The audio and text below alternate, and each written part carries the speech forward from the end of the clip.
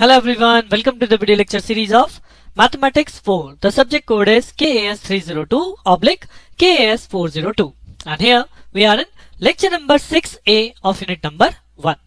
So in the previous lecture हम लोगों ने start किया था homogeneous linear partial differential equation जहां पे हमने बहुत important सीखा है step that is complementary function किस तरह से कैलकुलेट किया जाता है. That is the part of solution of homogeneous linear partial differential equation. तो अगर आपने लास्ट लेक्चर नहीं किया है तो before proceeding to this lecture आप पहले लास्ट लेक्चर कीजिए. सीएफ हमने कैसे कैलकुलेट किया था उसे जरूर रिमाइंड कर लीजिए, रिमेम्बरेंस में ले आइए सो दैट आप इस लेक्चर को बहुत अच्छे से ग्रैब करेंगे. राइट क्योंकि मैं यहाँ पे सीएफ कैलकुलेशन पे एम्फेसिस नहीं देने वाला हूँ. इस लेक्चर में जो बेसिकली हम बात करने वाला हूँ पर्टिकुलर इंटीग्रल के बारे में बात करेंगे कि पीआई अगर जब हमें राइट हैंड साइड फंक्शन की दी जाती है तब किस तरह से पीआई कैलकुलेट करना है. सीएफ तो आएगा ही आएगा कैलकुलेशन में, but how to calculate the PI. और पीआई में जैसे कि मैंने आपको लास्ट लेक्चर में बोला था there are so many cases. So यहाँ पे हम केस नंबर 1 को डिस्कस करेंगे कि जब राइट हैंड साइड इस फॉर्म में अवेलेबल है, किस फॉर्म में, जो मैं इस लेक्चर में बात करूंगा, तो उस केस में पीआई कैसे कैलकुलेट करना है.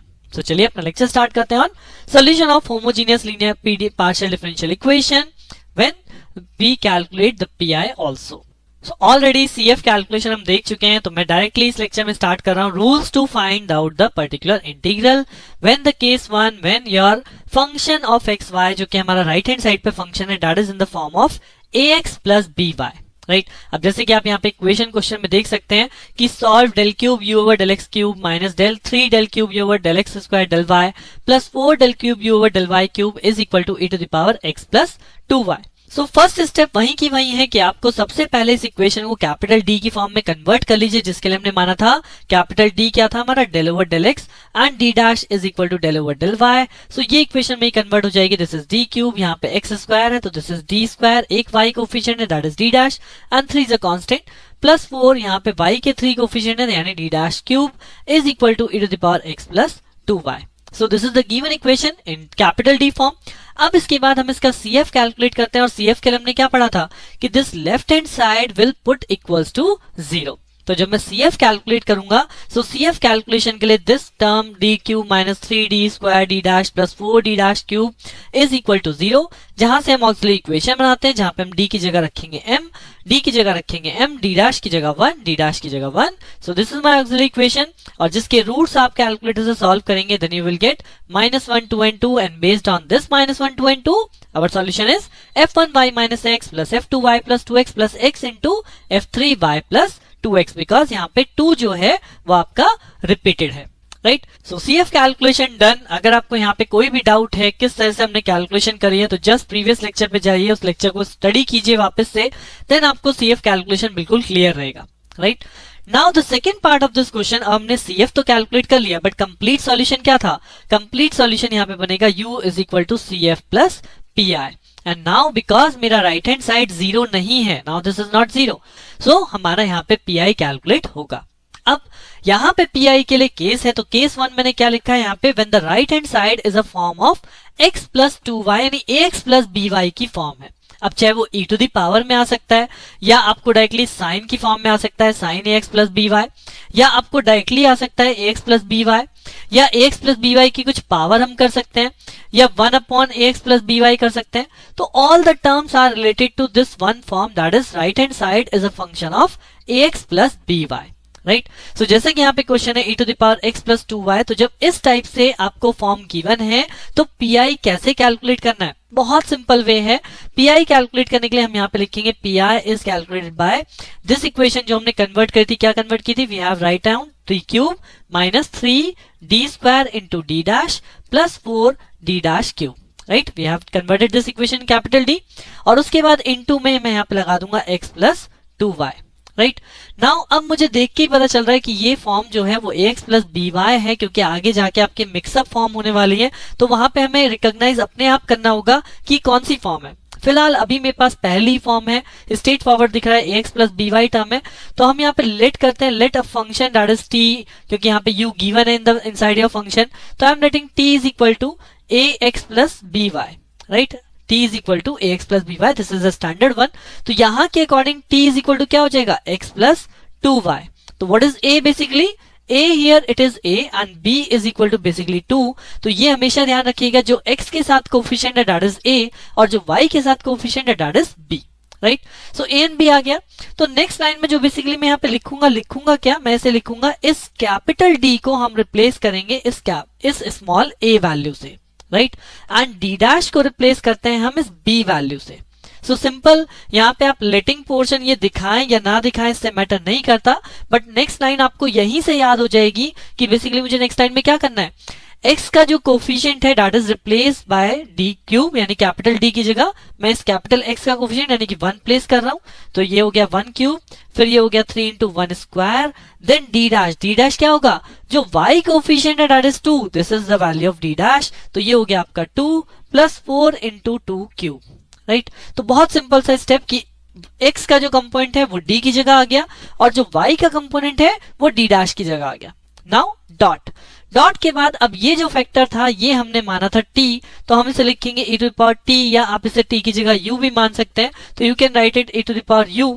अब e to the power u को इस इक्वेशन के ऑर्डर के अकॉर्डिंग आपको इंटीग्रेट करना है. तो यहाँ पे जो आपने वैल्यू पुट करी है तो फाइनल ऑर्डर यहाँ पे क्या था, दैट इज पावर 3, यानी ऑर्डर 3 है, राइट.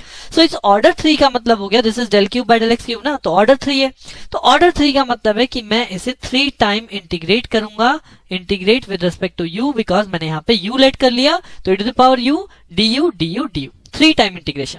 अगर वही इक्वेशन 4 टाइम्स होती है 2 टाइम्स होती तो अकॉर्डिंग टू द ऑर्डर हम यहाँ पे इंटीग्रेशन सॉल्व करते हैं, राइट. सो फर्स्ट स्टेप पीआई कैलकुलेशन के लिए गिवन इक्वेशन डिवाइड में इनटू दैट फंक्शन. अब ये फंक्शन x प्लस by की टर्म है, तो d की जगह a and b, d dash की जगह b को रिप्लेस किया एंड देन उसके बाद अकॉर्डिंग टू द ऑर्डर आपने इस फंक्शन को इंटीग्रेट करना है. Now the answer is in third line. तो थर्ड लाइन क्या सॉल्व कराएगी आपको, 1 अपॉन इस फंक्शन को सॉल्व कर लीजिए, this is 1 minus 6 plus this is 8 into 4, 32 to 32 plus 1 that is 33, 33 minus 6 that is 27, 1 by 27. अब अगर आप e की पावर u को यानी e की पावर u को अगर मैं इंटीग्रेट कर रहा हूँ विद रिस्पेक्ट टू u, तो मुझे क्या मिलेगा, e की पावर u. फिर से इंटीग्रेट करूंगा विद रिस्पेक्ट टू u, फिर से e की पावर u मिलेगा, और फिर से इंटीग्रेट करूंगा तो फिर से e की पावर u मिलेगा, यानी e की पावर u को आप 3 टाइम्स इंटीग्रेट कर लीजिए, आपको result e to the power u ही मिलने वाला है, यानी फाइनल रिजल्ट क्या हो गया, e to the power x plus 2y divided by 27. u की जगह वापस से आपने जो लेट किया था उस वैल्यू को यहाँ पे प्लेस कर दिया. So this is the way how we calculate the PI, and once you calculate the PI then we write the complete solution. What is that? That is the complementary function, और इसके आगे हमने जो PI calculate किया है ये और add on हो जाएगा और हमारा सॉल्यूशन लिखा जाएगा Z, यानी यहाँ पे फंक्शन क्या था u, तो बेसिकली यहाँ Z नहीं आएगा, यहाँ आएगा u is equal to f1y minus x plus f2y plus 2x plus xf3y plus 2x, ये इतना पार्ट CF था, प्लस दिस PI कैलकुलेशन जो हमने यहाँ पे करी है, this is our complete solution, right. So बहुत सिंपल सा वे है PI कैलकुलेट करने के लिए. अभी हमने केवल एक प्रॉब्लम देखी है, अभी आप जल्दी से देखो अनदर प्रॉब्लम, आपको बहुत इजीली सॉल्व होने वाला है, right. So this is the second problem on your screen.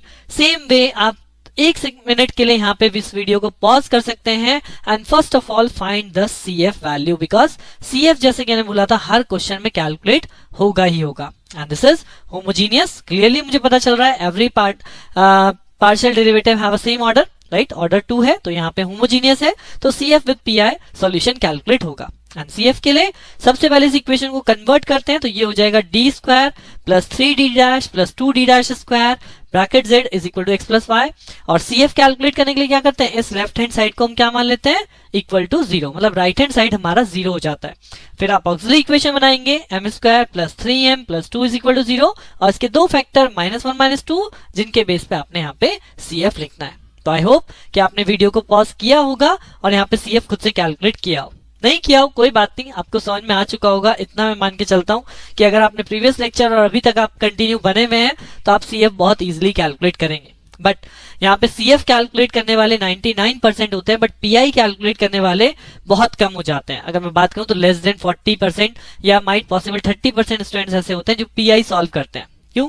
क्योंकि इतने सारे केसेस बन जाते हैं कि आप खुद में कंफ्यूज होते हैं, आप बाद में सोचते हैं छोड़ देते हैं. लेकिन यहाँ छोड़ना कुछ नहीं है, बहुत इजी पार्ट है, और अभी हम जैसे जैसे फॉर्म देखते आएंगे आपको खुद ही याद होता जाएगा कि कैसे PI कैलकुलेट किया जाता है.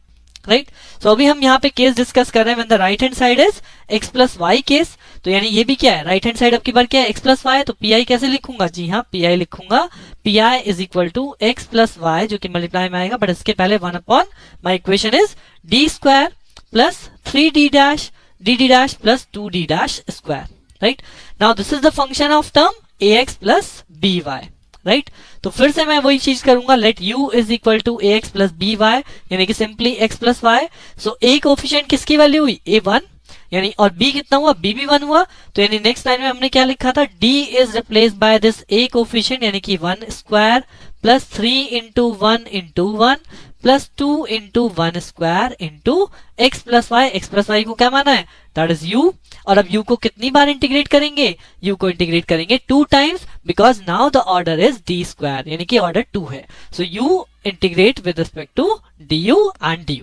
राइट, तो पहले स्टेप में केवल इक्वेशन लिखनी है, सेकेंड स्टेप में a और b को रिप्लेस करना है, और थर्ड स्टेप में हम यहाँ पे आंसर लिख लेते हैं। अगर आप इसे सॉल्व करेंगे तो 1 प्लस 3 प्लस 2 यानी कि हो गया 6।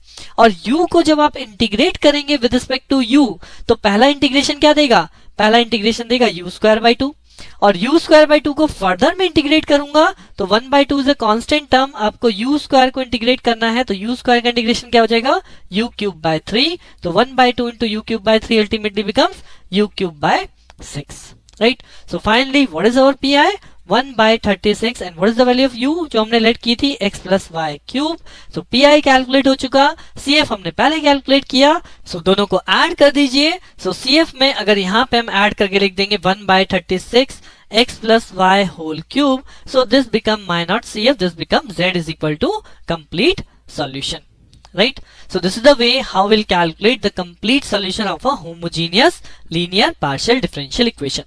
Right, another question देखते हैं, so that आपको प्रैक्टिस हो जाएगी। तो this is another question on your screen, आप यहाँ पे पॉज कर सकते हैं और जल्दी से इसका CF कैलकुलेट करके देखिए कि CF क्या आता है। So I hope आपने CF कैलकुलेट कर लिया होगा। For that calculation, first of all, we will convert into capital D form. So this is nothing but D square. This is minus 2D D dash and this is plus D dash square is equal to right hand side same. Now for CF के लिए हम right hand side को 0 मानते हैं, उसके बाद auxiliary equation बनाते हैं, तो m square minus 2m plus 1 is equal to 0। तो यहाँ से आपकी m की वैल्यू आ रही है 1/1 सेम वैल्यू, तो हमारा CF हो जाएगा f1y plus x into f2y plus x। This is our CF portion. And now what is the particular integral. So I hope कुछ लोगों ने अभी पर्टिकुलर इंटीग्रल भी इसका कैलकुलेट करना स्टार्ट कर दिया होगा। सो पी बेसिकली क्या होगा, 1 upon D square minus 2d d dash plus ये हो जाएगा हमारा d dash square into sine 2x plus 3y। Now it is again in the same form ax plus by category. So यानी a को हम किसकी जगह रखते हैं, d की जगह, तो यहाँ पे हो जाएगा 2 square minus 2 into 2, then d dash की जगह है 3 प्लस d डैश स्क्वायर यानी 3 स्क्वायर। और इस साइन के आगे जो वैल्यू है बेसिकली हम किसको u लेट करते हैं, हम u लेट करते हैं ax प्लस by टर्म को। राइट, तो ये बनेगा साइन ऑफ u। और यहाँ पे ऑर्डर क्या है, ऑर्डर है 2, तो आप इसे 2 टाइम्स इंटीग्रेट करेंगे, that becomes du and du। तो अब आप इसे सॉल्व कर सकते हैं, इसका सॉल्यूशन आएगा 4 माइनस दिस इज 12 प्लस 9, तो ये हो गया 1/1। और साइन को जब आप इंटीग्रेट करते हैं तो हमें मिलता है cos। राइट, साइन का इंटीग्रेशन माइनस cos, और जब मैं माइनस cos को इंटीग्रेट करूंगा so ultimately we get minus is a constant, cos का इंटीग्रेशन sin u, तो अल्टीमेटली हमारा पी क्या हो गया, minus of sine and what is u, that is 2x plus 3y। Right, so what is our complete solution. CF हमने पहले calculate किया था, इसी CF में अगर हम प्लस कर देंगे, यहाँ पे है minus sine 2x plus 3y, तो हो जाएगा minus sine 2x plus 3y। This become the complete solution. जब आप CF के साथ इस PI को ऐड करके लिख देंगे, और इस केस में ये बन जाएगा z is equal to this one. Right, similarly आपके सामने मैं एक और क्वेश्चन रख रहा हूं सो दैट आपकी प्रैक्टिस इतनी हो जाए कि आपको अदर कहीं से कोई और क्वेश्चन करने की जरूरत नहीं पड़ेगी। सो this is the last question for on this basically topic तो नहीं बोलूंगा बट कॉन्सेप्ट बोलूंगा, उसके बाद मैं क्वेश्चन की कैटेगरी को चेंज करूंगा, कॉम्प्लेक्सिटी बढ़ाएंगे in the next lecture, but this is the last question of this lecture. So solve r plus s minus 2t is equal to under root of 2x plus y। So I hope कि आप ये question खुद से try कर सकते हैं। First of all R S T को convert कीजिए। आर होता है del square Z over del x square, S होता है del square Z over del X del Y, और टी हमारा होता है del square Z over del Y square. Right hand side as it is, उसके बाद कैपिटल डी में conversion, auxiliary equation, and then find the roots, then write the CF value, right. And then PI की जब मैं बात करूंगा तो this is under root of 2x plus Y. अब की बार राइट हैंड साइड पे जो गिवन है, again it is a form of ax plus by whole power 1/2, यानी ultimately ax plus by term ही है। सो हमारी इक्वेशन क्या बनी थी? इक्वेशन बनी 1/d², राइट। मैं इसे कैसे लिखूंगा? 1/d² plus dd dash minus twice of d dash square into 2x plus Y whole power 1/2, right. So this is PI। So now again same thing, a की value है 2, b की value है 1, तो आप इसे रिप्लेस कर देंगे next line में, तो हो जाएगा 2² plus 2 into 1 minus 3 into 1 whole square, और ये हमने माना u, और u की पावर 1/2, और इंटीग्रेट कितने टाइम्स होगा? इंटीग्रेट 2 टाइम्स होगा, बिकॉज दिस इज d², तो यहाँ पे double time integration du and du, where u हमने क्या माना है? u हमने लेट किया है 2x प्लस y, राइट। अब u की पावर 1/2 है, आप इसे सिंगल टाइम इंटीग्रेट करेंगे, तो जब सिंगल टाइम इंटीग्रेट करेंगे तो हो जाएगा 1/2 plus 1 divided by 1/2 plus 1, right. ये होता है बेसिक इंटीग्रेशन, तो यानी ये हो गया u की पावर 3/2 डिवाइडेड बाय 3/2, और फिर से आप इसे इंटीग्रेट करेंगे u के रेस्पेक्ट में, तो 3/2 से कांस्टेंट टर्म ये 2/3 बन के बाहर आ जाएगा, और ये वापस इंटीग्रेट हो जाएगा, तो u की पावर हो जाएगी 5/2, 3/2 plus 1 divide by 5/2। So ultimately value क्या होगी? 4/15 into u to the power 5/2। This is the integration, double integration of u की पावर 1/2। और राइट, इससे पहले क्या टर्म है? इससे पहले अगर आप इसे सॉल्व करें तो 1/4 plus 2, that is plus 4 plus 2 6 minus this is 3 into 1 square, this is not basically 3, this is 2d dash square, तो यहाँ पे ये 2 है, इसे करेक्ट कर लीजिएगा। सो दिस इज 4 प्लस 2 माइनस 2, तो दैट बिकम बेसिकली 1/4, तो 4 से आपका 4 अल्टीमेटली कैंसिल आउट हो जाएगा, and what is the final PI? PI जो मिलेगा वो मिलेगा u to the power 5/2 divided by 15, यानी अल्टीमेटली u कितना है? 2x plus y to the power 5/2 divided by 15, right. So with calculation of PI हम यहाँ पे CF के साथ अगर इस वैल्यू का एड ऑन कर दें कि ये हो गया 2x plus y to the power 5/2 divided by 15, this become my complete solution. ये हो जाएगा z is equal to CF plus PI, right. So I hope कि आफ्टर डूइंग दिस क्वेश्चन आपको homogeneous linear partial differential equation का solution, अब चाहे आपको केवल कॉम्प्लीमेंट्री फंक्शन कैलकुलेट करना हो या आपको पर्टिकुलर इंटीग्रल भी गिवन है, बट अभी हमने केवल केस 1 की बात करी है, और इस केस 1 में भी कुछ कॉम्प्लेक्सिटीज हैं, कुछ डिफरेंट केसेस बनते हैं, जो कि मैं आपको नेक्स्ट लेक्चर में डिस्कस करने वाला हूं। तो बहुत इंपॉर्टेंट है, एक चेन है कि आप किस तरह से सभी केसेस को 1 बाय 1 समझ पाते हैं। तो उसी चीज के लिए बने रहिए मेरे साथ, मिलते हैं नेक्स्ट लेक्चर में। Thank you.